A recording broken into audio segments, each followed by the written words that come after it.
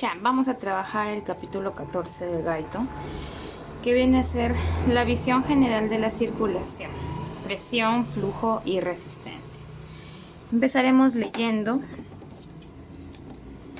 este capítulo porque me encuentro llevando el curso de Morfofisiología 2, entonces es necesario para mi segunda semana. Ya estoy en la segunda semana de estudio. La primera semana me falta estudiar más, pero por motivos de trabajo entonces he tenido que dejarlo. Bien, la función de la circulación consiste en atender las necesidades del organismo, transportar nutrientes hacia los tejidos, transportar los productos de desecho, transportar las hormonas de una parte del organismo a otra y en general mantener un entorno apropiado en todos los líquidos tisulares para lograr la supervivencia y una funcionalidad óptima de las células. Entonces, la función de circulación viene a ser parte de un todo porque trata de mantener una homeostasis, un equilibrio en nuestro organismo. La tasa de flujo sanguíneo en muchos de los tejidos se controla principalmente en respuesta a su necesidad de nutrientes y a la eliminación de los productos de desecho del metabolismo. A ver, de nuevo me distraje. La tasa de flujo sanguíneo en muchos de los tejidos se controla principalmente en respuesta a su necesidad. Ya, claro, tiene sentido porque esta se refiere a la cantidad del volumen en un flujo sanguíneo según la necesidad. No va a ser la misma necesidad cuando estamos haciendo ejercicio que cuando comemos. Por ejemplo, había leído que cuando estamos haciendo ejercicio mayormente el flujo sanguíneo aumenta en los músculos esqueléticos. Sin embargo, cuando comemos, nuestro estómago necesita ese flujo sanguíneo mayor. Entonces, esto es lo que entiendo que dice acá. La tasa de flujo sanguíneo en muchos de los tejidos se controla principalmente en respuesta a su necesidad de nutrientes y a la eliminación de los productos de desecho del metabolismo. En algunos órganos, como los riñones, la circulación sirve para funciones adicionales. Por ejemplo, el flujo sanguíneo de los riñones es muy superior a sus necesidades metabólicas y está relacionado con su función excretora, que exige que se filtre en cada minuto un gran volumen de sangre. Claro, entonces esto es importante. ¿Por qué? Porque en los riñones dice que las necesidades metabólicas son mayores. Entonces, ¿por qué son mayores? Porque tiene una función excretora. Y esto exige que sea filtrado por minuto bastante volumen de sangre. Entonces, es por ello que menciona este punto importante Gaito. El corazón y los vasos sanguíneos están controlados a su vez en forma que proporcionan el gasto cardíaco y la presión arterial. Bueno, esto ya lo sabemos un poquito así también por lógica, ya que tanto el corazón y los vasos sanguíneos presentan gastos cardíacos y presión arterial necesarios para suministrar el flujo sanguíneo, que quiere decir que para que pueda avanzar el flujo durante mi cuerpo, durante mi mano, tiene que existir una presión y también tiene que existir un gasto cardíaco. ¿Cuáles son los mecanismos que permiten controlar el volumen de sangre y el flujo sanguíneo y cómo se relaciona este proceso con todas las demás funciones de la circulación? Estos son algunos de los temas que vamos a comentar en este apartado sobre la circulación. Entonces está genial, me encanta, se ve muy bonito la introducción. Entonces vamos ahora a leer la primera parte, que viene a ser las características físicas de la circulación. Entonces dice, la circulación, como se ve en la figura 14.1, esta es mi figura 14.1, está dividida en circulación sistémica y circulación pulmonar. En la semana 1, que ya voy a tratar de leer la parte del Gaito, en realidad es bastante porque son 3 o 4 capítulos en conjunto, voy a tratar de leerlo también para subirlo. Pero ya se había hablado de una circulación mayor y una circulación menor. La circulación sistémica es la que va desde el ventrículo izquierdo hasta lo que es toda la parte de las extremidades, toda la irrigación que tiene nuestro organismo. Y la circulación pulmonar, por otra parte, es solamente de lo que recoge desde las extremidades hasta los pulmones. ¿no? Es como decir, sistémica lleva sangre oxigenada y circular pulmonar lleva sangre desoxigenada. Como la circulación sistémica aporta el flujo sanguíneo a todos los tejidos del organismo, excepto los pulmones, también se conoce como circulación mayor o circulación periférica. Entonces acá hay un punto importante, porque puede ser preguntado, probablemente, que es una pregunta muy sencilla. Circulación mayor es igual que circulación periférica o circulación sistémica. Bien. Componentes funcionales de la circulación. Antes de comentar los detalles de la función circulatoria, es importante entender el papel que tiene cada componente de la circulación.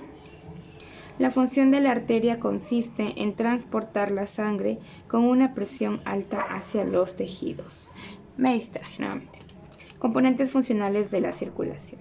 Antes de comentar los detalles de la función circulatoria, es importante entender el papel que tiene cada componente de la circulación. Bien, entonces vamos a entender el papel de cada componente. Vamos a trabajar con él con componentes. La función de las arterias consiste en transportar la sangre con una presión alta hacia los tejidos, motivo por el cual las arterias tienen unas paredes vasculares fuertes y unos flujos sanguíneos importantes con una velocidad alta. Entonces, aquí estamos hablando de las arterias, hay bastante clasificación de ellas. Aquí tenemos las arteriolas. Son las últimas ramas pequeñas del sistema arterial y actúan controlando los conductos a través de los cuales se libera la sangre de los capilares. Las arteriolas tienen paredes musculares fuertes que pueden cerrarlas por completo o que pueden, al relajarse, dilatar los vasos varias veces. Así las arteriolas pueden alterar enormemente el flujo sanguíneo en cada tejido en respuesta a necesidades. Entonces, con esto podemos observar que las arteriolas son importantes porque controlan, en este caso, la respuesta a necesidades del flujo sanguíneo. Entonces es importante tenerlo en cuenta, creo yo. Bien, continuamos acá. Dice, la función de los capilares consiste en el intercambio de líquidos, nutrientes, electrolitos, hormonas y otras sustancias. Entonces aquí tenemos función de los capilares. Ya, aquí hemos trabajado la función de las arterias, transportar sangre a diferentes presiones. Las arteriolas vienen a hacer controlar el flujo, los conductos a través del flujo, y los capilares tienen la función de el intercambio de líquidos, nutrientes, electrolitos, hormonas y otras sustancias en la sangre y en el tejido, en el líquido intersticial. Entonces tiene bastantes funciones, ¿sí? Pero que se asocian, ¿verdad? Se asocian con la introducción que ya habíamos trabajado. Bien. Para cumplir esta función, las paredes del capilar son finas y tienen muchos poros capilares diminutos que son permeables al agua y otras moléculas pequeñas. Luego tenemos aquí las vénulas que son como venas pero más pequeñitas, recogen la sangre de los capilares y después se reúnen gradualmente formando venas de tamaño progresivamente mayor. Las vénulas recogen la sangre de los capilares y después se reúnen gradualmente formando venas de tamaño progresivamente mayor. Bien. Las venas funcionan como conductos para el transporte de sangre, como conductos, claro, pero estas dice que las venas funcionan como conductos para el transporte de sangre que vuelve desde las vénulas al corazón. Claro, entonces las vénulas son pequeñísimas, por ahí empieza a traerse la sangre desoxigenada y se traslada luego a las venas y luego de las venas ya llegan al corazón, en este caso a la aurícula derecha, ventrículo derecho y luego ya es llevado por el tronco pulmonar hacia los pulmones para que se pueda oxigenar. Bien. Entonces, las venas también sirven como una reserva importante de sangre extra. Como la presión del sistema venoso es baja, ya recordar eso también estaba en los capítulos anteriores, las paredes de las venas son finas. Aún así, tienen una fuerza muscular suficiente. Entonces podemos ver este dibujito para analizarlo. Dice, distribución de la sangre en porcentaje de la sangre total en los distintos componentes del sistema circulatorio. Tenemos aquí nuestra aorta, la circulación pulmonar que tiene un 9%. Sí, es la distribución de la sangre en porcentaje del total. Corazón un 7%, arterias 13%, arteriolas capilares 7%. Y ojo aquí, la circulación sistémica o la completa viene a ser un 84%. Bien, pasamos a la siguiente hoja.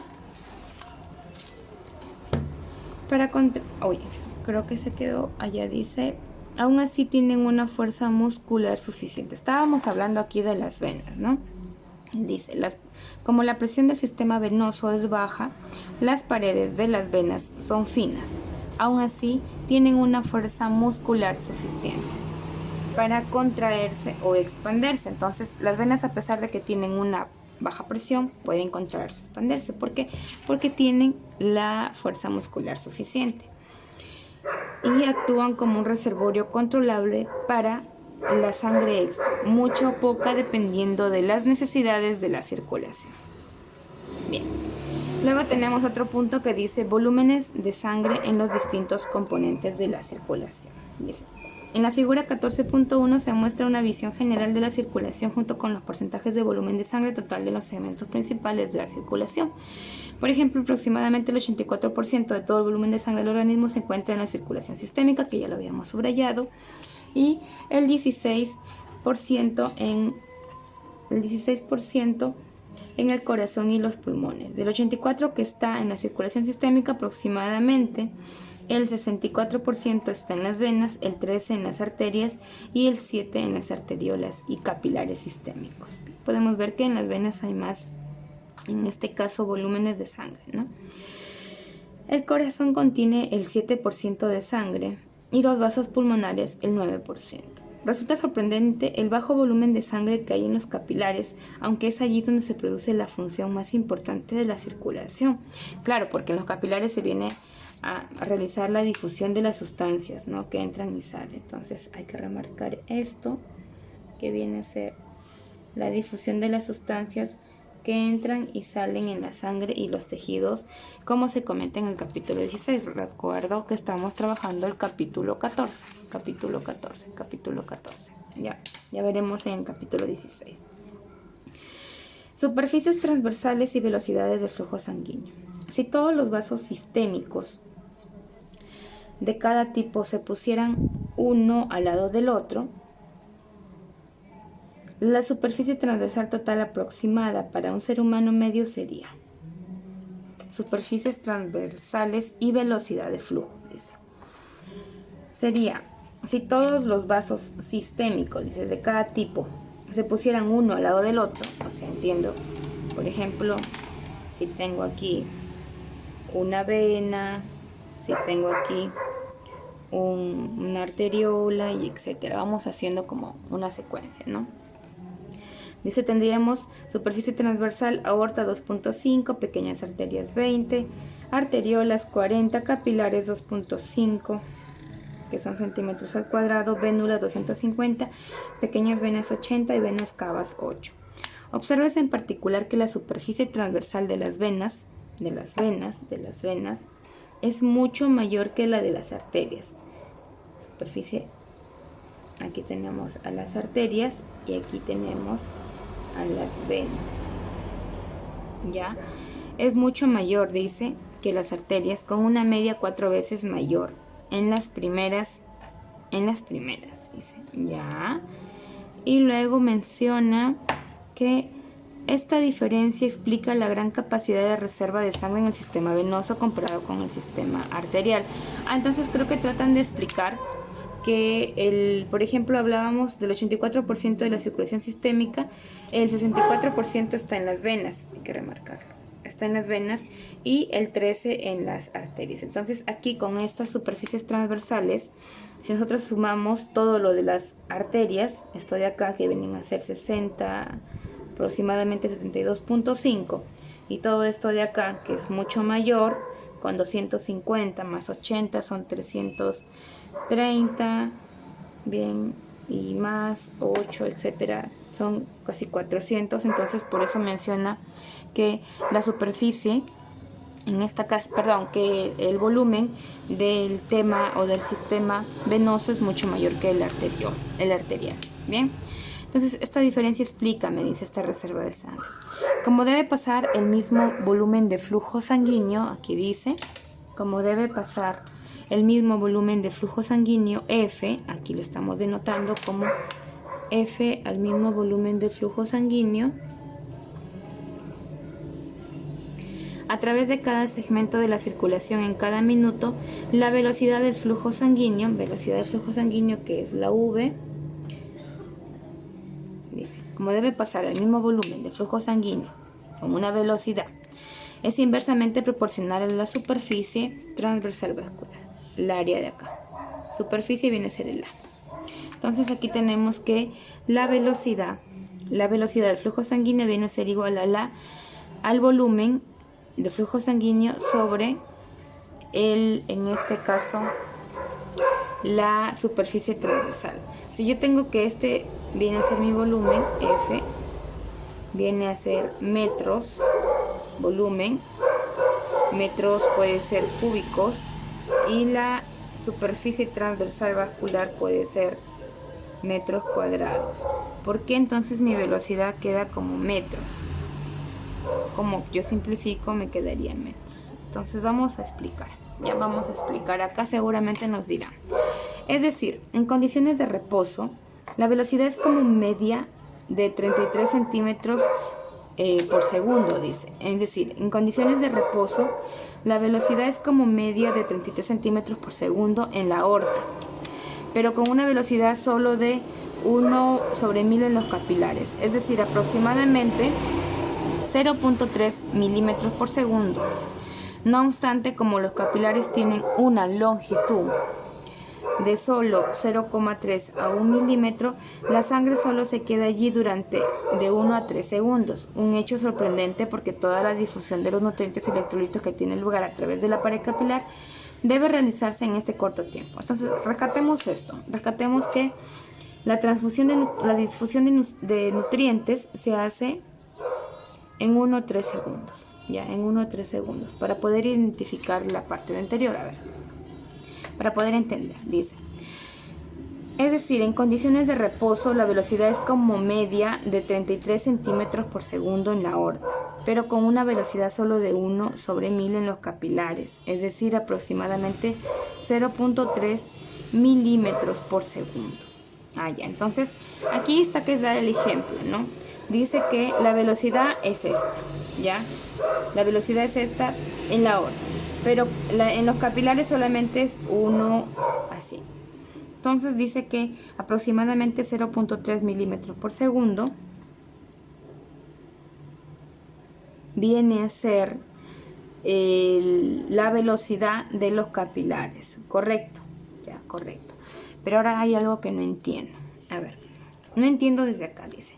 ¿Cómo debe pasar el mismo volumen de flujo sanguíneo a través de cada segmento de la circulación en cada minuto? La velocidad del flujo sanguíneo es inversamente proporcional a la superficie transversal vascular. Ya, estoy por analizar esto. Voy a dejarlo aquí, ya, para analizarlo. Y luego dice acá, es decir, en condiciones de reposo, la velocidad es como media de 33 centímetros por segundo en la aorta, pero con una velocidad solo de 1/1000 en los capilares. Entonces aquí está haciendo una relación, entiendo. Una relación. A ver, si son 33 centímetros por segundo en la aorta y en los capilares es 1/1000, es decir, 0.3 milímetros por segundo. No, tengo que analizarlo. Ya tengo que analizarlo. Lo voy a analizar y vamos a leer un párrafo más y ya hasta ahí nos quedamos. Presiones en las distintas porciones de la circulación. Como el corazón bombea la sangre continuamente hacia la aorta,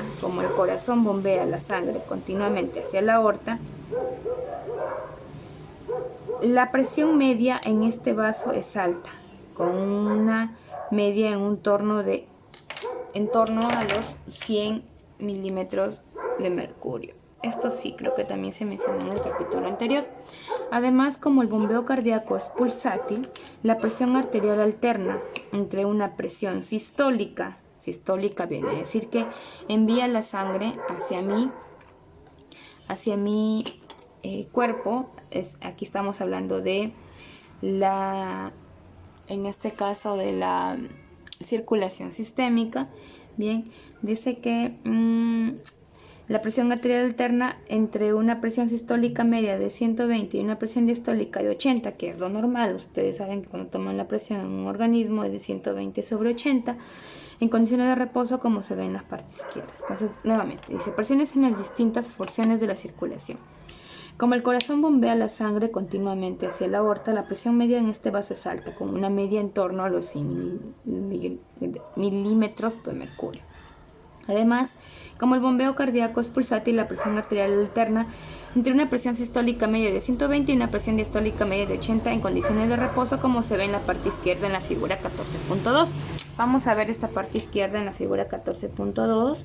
Aquí justamente tenemos 120, que viene a ser, en este caso, la presión. Aquí está la presión sistémica. Bien, y tenemos también aquí la presión ventricular derecha. Bien, entonces dice cómo se ve en la parte izquierda en la 14.2 en condiciones de reposo. Entonces tenemos aquí de 0 a 120, que es la presión ventricular izquierda, y más o menos vemos aquí en esta línea a 80, ¿sí? La otra presión, la que viene a ser la aórtica, ¿no? La aórtica, que tiene que llegar por lo menos a unos 120 para que pueda trabajar, y la diastólica, que vendría a ser en este caso los 80 en una persona de reposo. Bien, entonces aquí tratemos de relacionarlo con lo que nos menciona. A medida de que el flujo sanguíneo atraviesa la circulación sistémica, la presión media va cayendo progresivamente hasta llegar casi a 0 milímetros de mercurio. En el momento en el que alcanza la terminación de las venas cava superior e inferior, donde se vacía la aurícula derecha del corazón. Entonces, con esto vemos que cuando ya el flujo sanguíneo atraviesa esta circulación sistémica, entonces ya esta presión de la aorta va decayendo, ya no, en este caso ya no hay presión diastólica ni sistólica, y se va quedando en una presión de 0 milímetro de mercurio. Bien, tenemos dos párrafos más que podemos leer para terminar esta parte, pero quedaría pendiente hablar acerca de la fórmula que está acá para poder entenderlo. Bien, luego dice, la presión de muchos de los capilares sistémicos,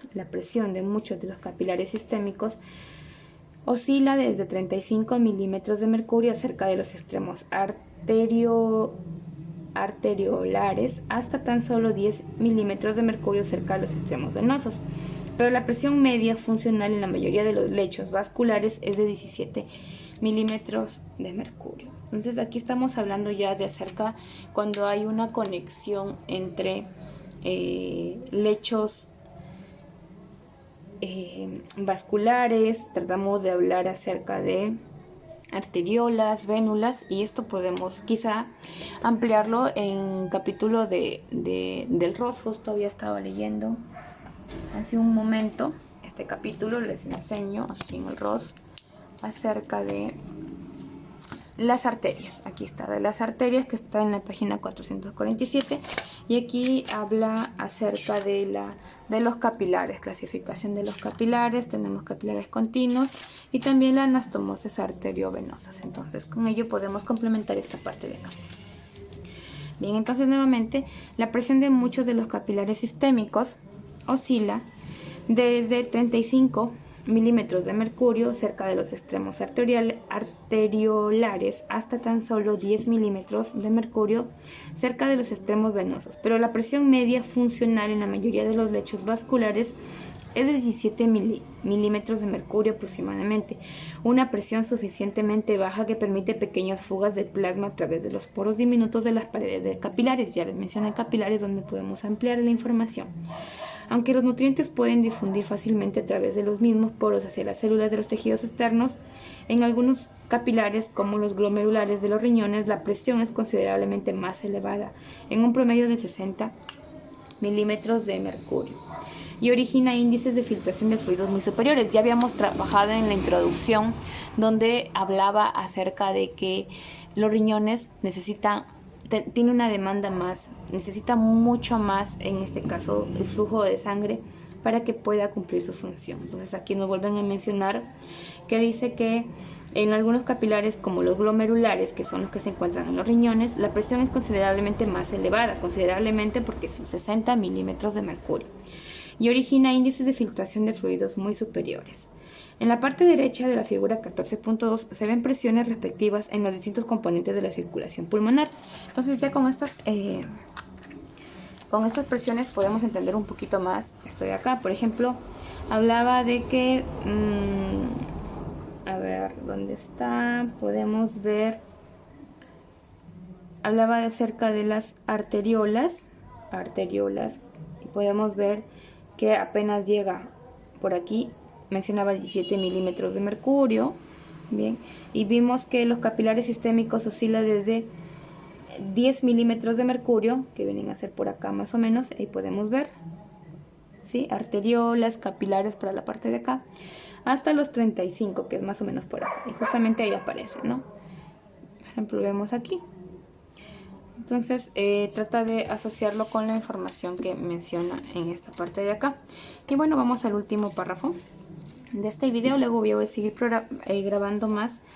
No lo hago para que me sigan, lo hago para estudiar porque me distraigo mucho y como ven, me distraigo leyendo dentro de un párrafo, entonces ya trato de hacerlo de esta manera. Bien, entonces si quieren acompañarme, genial. En la parte derecha de la figura 14.2 se ven las presiones respectivas en los distintos componentes de la circulación pulmonar. También hemos visto acá. Traten de acompañarse con su libro. Y dice que en las arterias pulmonares la presión es pulsante al igual que en la aorta, pero la presión es bastante menor. La presión sistólica arterial pulmonar alcanza un promedio de 25 milímetros, y la diastólica de 8 milímetros de mercurio. Voy a subrayarlo todo. Presión sistólica y presión distólica, con una presión arterial pulmonar media de solo 16 milímetros de mercurio. Dice, la media de la presión capilar pulmonar, ya, media de solo 16 milímetros de mercurio. Perdón, me confundí, necesito mi reglito. Aquí. La media de la presión pulmonar, la media de la presión capilar pulmonar alcanza un promedio de solo 7 milímetros de mercurio. Aún así, el flujo sanguíneo por minuto a través de los pulmones es el mismo que en la circulación sistémica. Claro, porque ustedes saben el proceso, ¿no?, que existe. Mientras va distribuyéndose la circulación sistémica, también va sucediendo la circulación pulmonar. Entonces es un trabajo en equipo. Ambos trabajan a la misma vez. Entonces aquí nos dicen que a pesar de que la presión es baja, el flujo sanguíneo por minuto a través de los pulmones es el mismo que en la circulación sistémica. ¿Por qué? Porque el ventrículo derecho y el ventrículo izquierdo tienen un volumen y ese volumen va sucediendo, va enviando. Entonces, aquí nos tratan de dar a entender eso. Las bajas presiones del sistema pulmonar coinciden con la necesidad de los pulmones, ya que lo único que se necesita es la exposición de la sangre en los capilares pulmonares al oxígeno y a otros gases en los alvéolos pulmonares. ¿Sí? La última parte lo vuelvo a leer. Dice, ya que lo único que se necesita es la exposición de la sangre en los capilares pulmonares. ¿Sí? La exposición de la sangre en los capilares pulmonares al oxígeno y otros gases en los alvéolos pulmonares. ¿Qué quiere decir? Que nosotros, la presión no es la misma, pero el trabajo que realizan, claro, es diferente también. Por ello es que cumple con el mismo volumen de flujo sanguíneo. ¿Por qué? Porque tiene una presión, en este caso, de solamente 7 milímetros de mercurio y tiene el mismo volumen que le envía la sangre, pero en este caso los pulmones hacen una circulación menor, entonces por eso es que logra realizarse. En cambio, en la circulación sistémica es más difícil porque tiene que abordar todo. Muy bien, aquí nos quedamos, chiquis.